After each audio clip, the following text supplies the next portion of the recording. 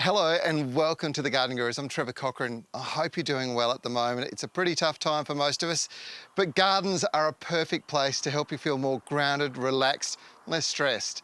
And today we've got a great show for you, packed full of down-to-earth garden advice. Here's what's coming up. On today's show, I take a closer look at the world's oldest plant, a relic from the dinosaurs. Nige visits a simply stunning rose garden that is a blooming beauty this time of the year. And we'll take you into an 18th century palace garden right in the heart of Germany. Digging around. Dig in the ground. I got my spade, I got my hoe, I got my rake, and I'm ready to go. We're all spending a lot more time indoors currently, and it got me thinking. Indoor plants have never been more important, and getting strong, lush growth has never been easier. When it comes to problems that people write into us about, it can be broken down pretty much into two categories, either too much love or not enough love. And when it comes to too much love, there's generally two areas that really stand out, either too much water or too much fertiliser. Now, too much water can be easily fixed because there's certain rules that apply. The soils should always be moist, not wet. If it's dry, plants will stress and deteriorate.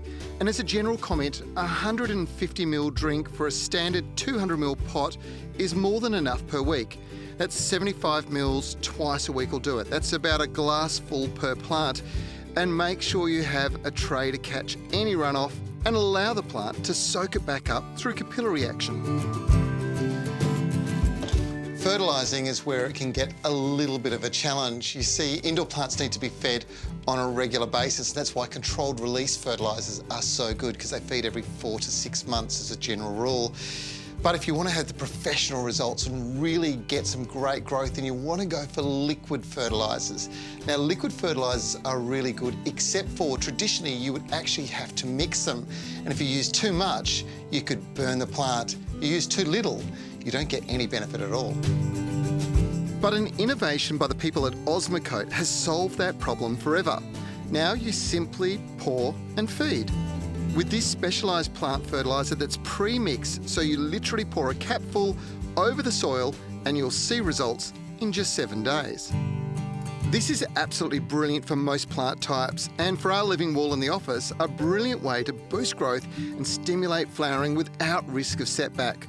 And all you do is apply to the soil every fortnight for maximum performance.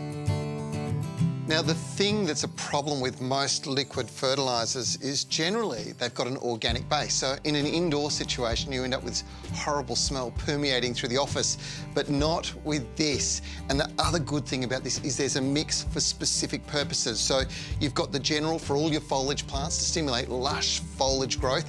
But then you've got the flowering form, which is brilliant for orchids. It really does stimulate that flowering. So the orchid that's on your desk or maybe in your living wall like ours will produce flowers. And then the cacti and succulent mix, which is again a very specialised blend of fertilisers to ensure you're getting the very best results. You apply this once every 2 weeks and your plants get the perfect amount of fertiliser. There's no risk of burn, and your indoor plants, they'll love you for it. How's this for something a little bit different? These are two different types of cucumber.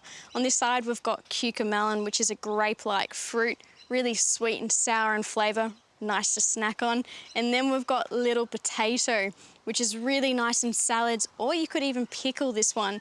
For more great tips, stay tuned after the break here on The Garden Gurus.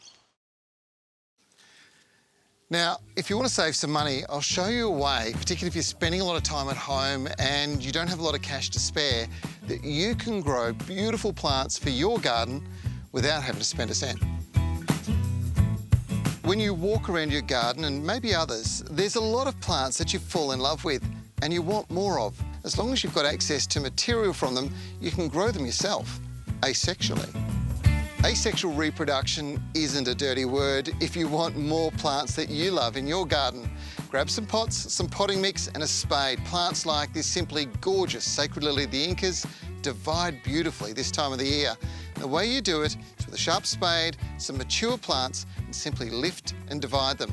You can pot them back into the soil or garden beds that they grow in, or into pots and let them settle before replanting them into your garden a few months later.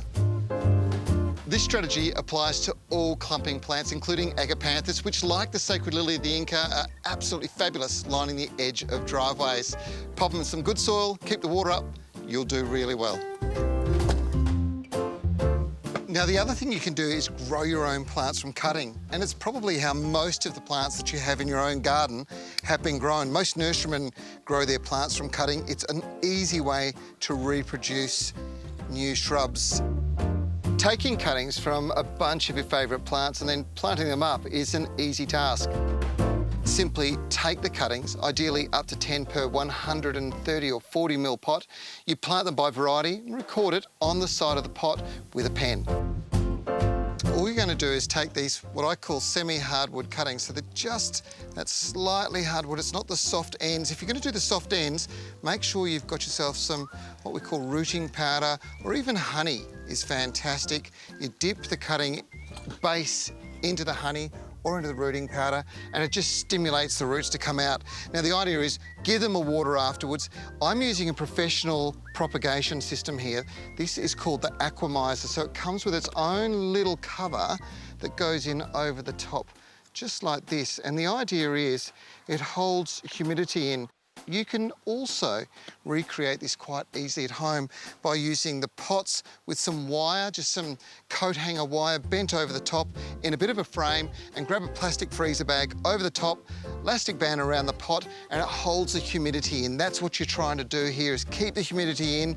This stops them from transpiring all that moisture out of the foliage and encourages it to set some roots down. And as soon as it has, which is only 2 or 3 weeks down the line, you end up with beautiful plants all ready to be transplanted into small pots. The cuttings in the pot can sit in a tray of water, allowing moisture to rise up through the soil using capillary motion. Or you can lift the pot cover every 3rd day and add some more moisture via a watering can.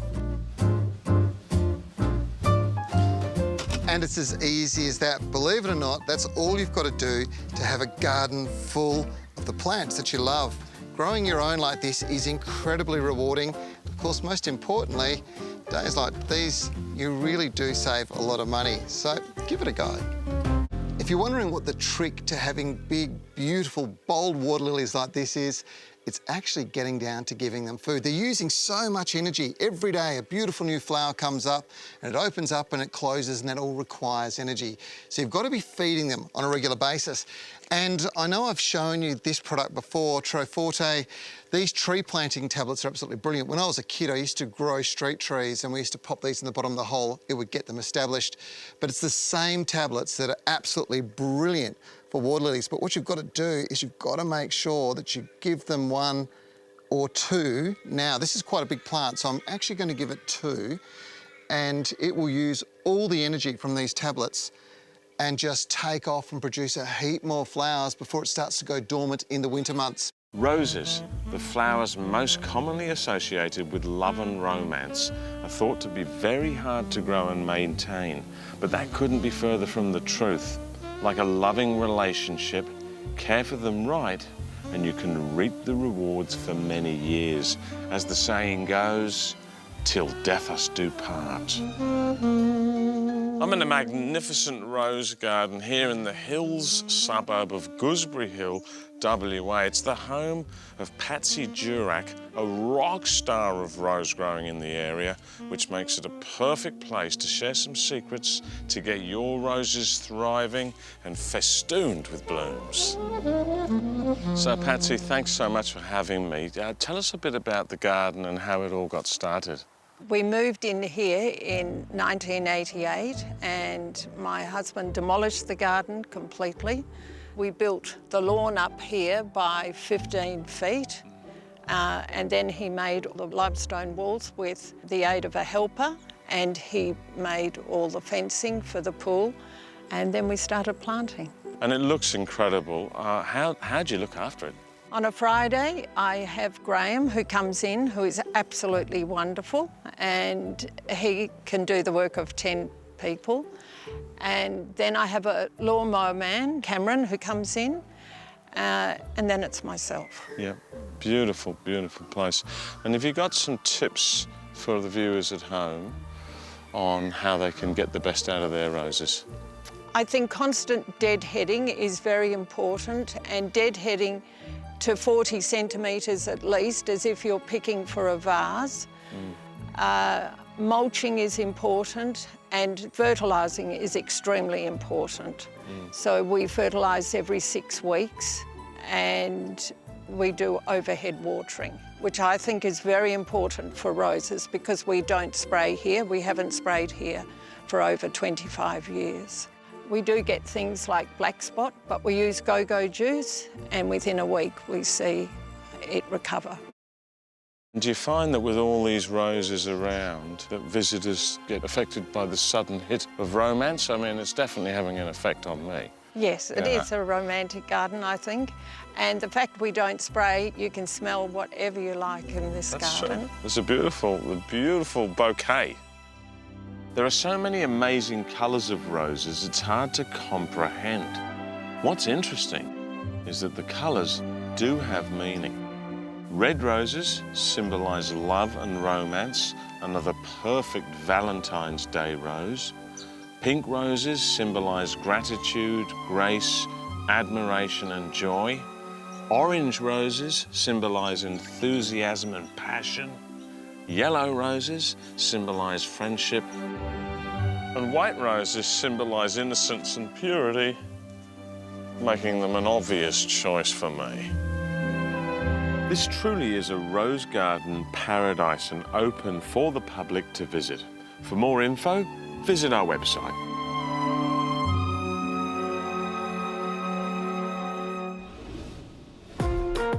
Did you know that just 6 square metres of turf provides enough oxygen for 1 person per day? And the same amount, 6 square metres of turf, takes out more carbon from the atmosphere than 6 square metres of mature rainforest. Having a beautiful lush green lawn is good for you and good for the environment, but a lot of people have trouble keeping them green. And one of the things that's most important is making sure that you keep the water up. With a typical lawn, 2 drinks a week of 15 millimetres per drink is all they're going to need. But if you've got really heavy soils, that's clay or heavy loam, then you only need to give it 1 drink a week for about 20 to 25 mils.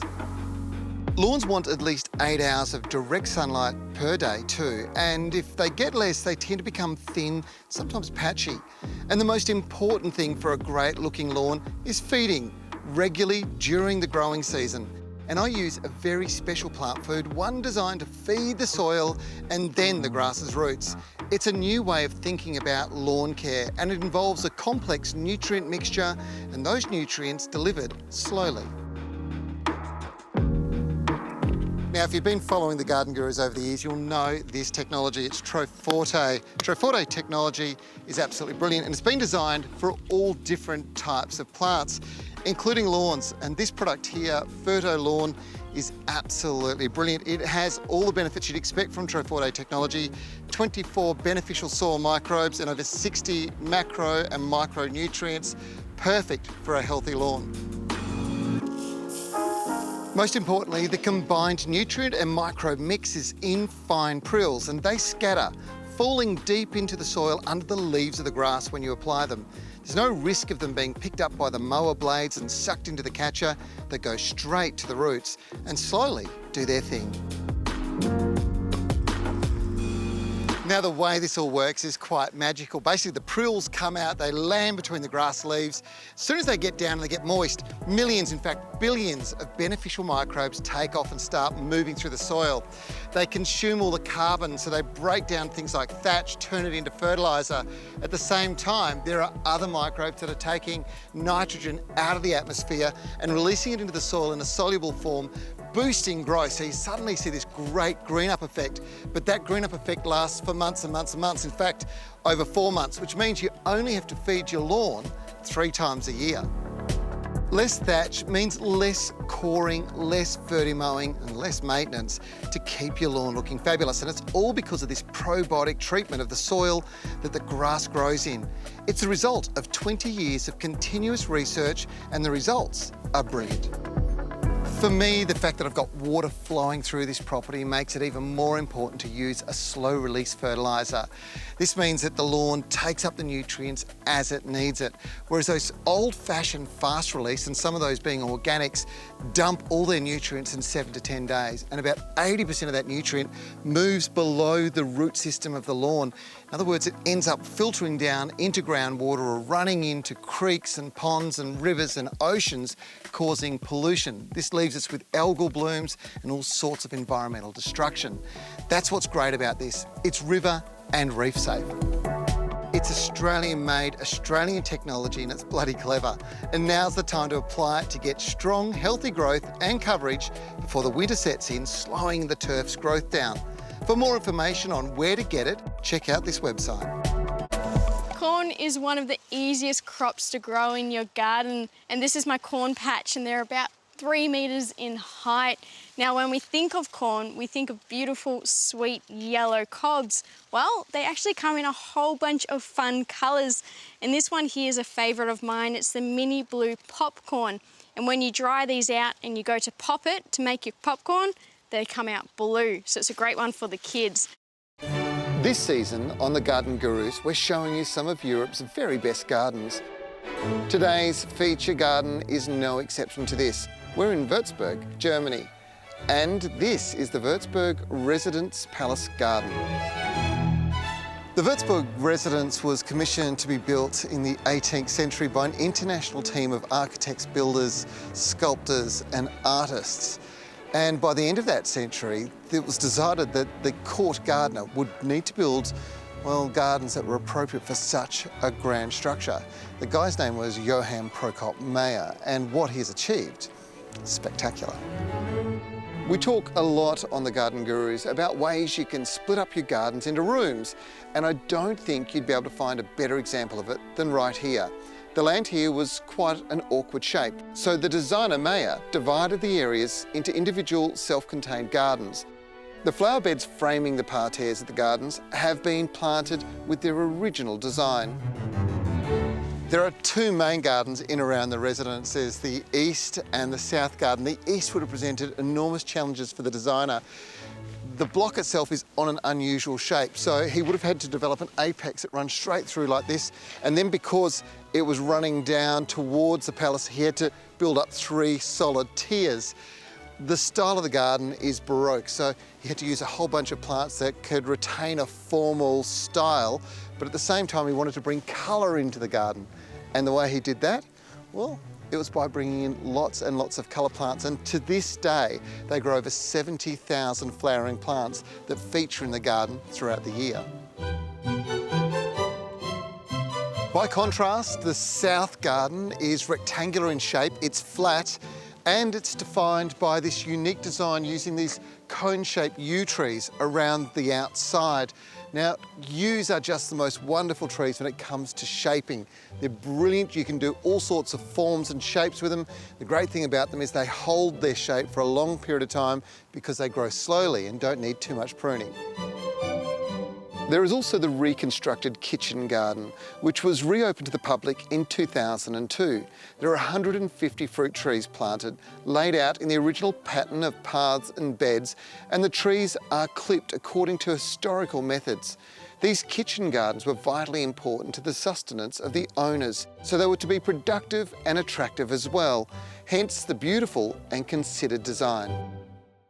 In 1981, the Würzburg Residence and the Court Gardens were recognised by UNESCO as a World Cultural Heritage Location, and that put the administration of the palace under an obligation to make sure that they're maintained to the original design, but most importantly, at a very high standard, and that they have done exceptionally well. This is one of Europe's most beautiful gardens, and I can't recommend enough that you come and visit it, which is easy to do if you're travelling with Viking. What about these beautiful dahlias? Aren't they a stunner? This is the time of the year that you should really be out enjoying them. It's not the time to plant the corms.